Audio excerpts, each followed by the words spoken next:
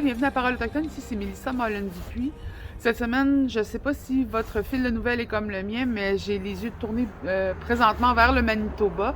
Non seulement parce qu'on a découvert un nouveau tueur en série actif au Canada, mais encore une fois, malheureusement, on trouve une corrélation entre tueurs en série et des victimes qui sont majoritairement des femmes autochtones.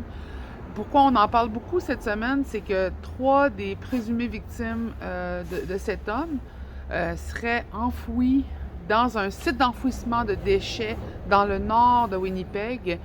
Ces 3 victimes, c'est Morgan Harris, Mercedes Marin et la troisième personne qui n'est pas identifiée a été nommée Buffalo Woman par les aînés au Manitoba.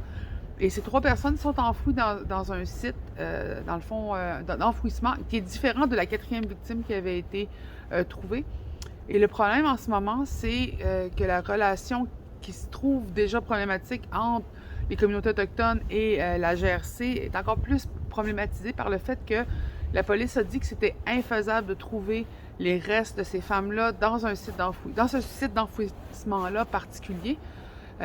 Bien sûr, vous comprendrez que ça choque énormément la communauté de Winnipeg et les membres des communautés du Manitoba, non seulement parce que ça continue cette déshumanisation des femmes autochtones, mais c'est vraiment parce qu'il n'y a pas une mobilisation à grande échelle, il n'y a pas non plus un réveil collectif comme on pourrait en avoir, et je tiens à le dire en tout respect, ça vient quand même au Québec en même temps. Ces nouvelles-là viennent en même temps que aussi la commémoration autour des victimes de la Polytechnique. Donc, les féminicides, qu'elles soient allochtones ou autochtones, sont importants à noter, mais ne sont pas souvent traités ou ne sont pas non plus pris à partie de la même manière. Donc, on voit dans cette espèce de décision de la police de ne pas faire des fouilles pour trouver le corps de ces femmes-là, comme vraiment, encore une fois, l'idée que les vies autochtones valent vraiment moins que les vies allochtones.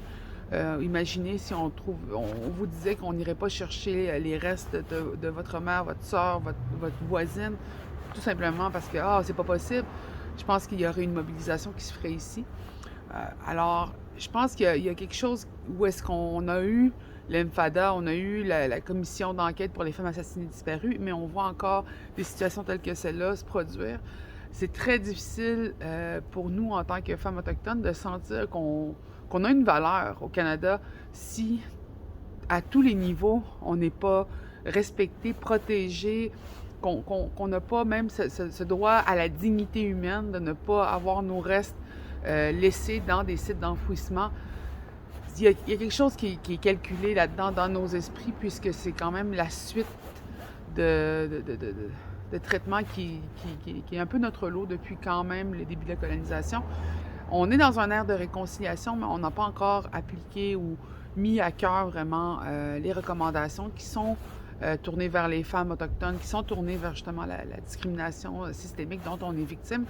Et là, présentement, il y a une demande non seulement du leadership autochtone du Manitoba, mais aussi de la population autochtone de chercher ces femmes et de leur offrir quand même la dignité après le crime horrible dont elles auraient été victimes. Alors, c'est un moment très important, je pense, parce qu'on parle de solidarité entre communautés à travers les provinces, mais aussi une solidarité pour les femmes.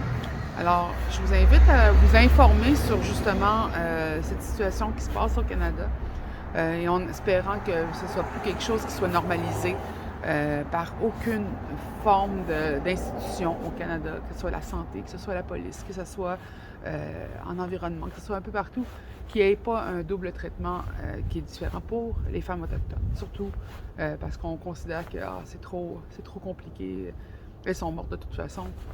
Vous comprendrez que ça a un impact sur l'identité d'une femme autochtone. Alors, je vais vous souhaiter une belle semaine et en espérant que vous partagerez cette chronique et que vous n'hésiterez pas à nous poser des questions.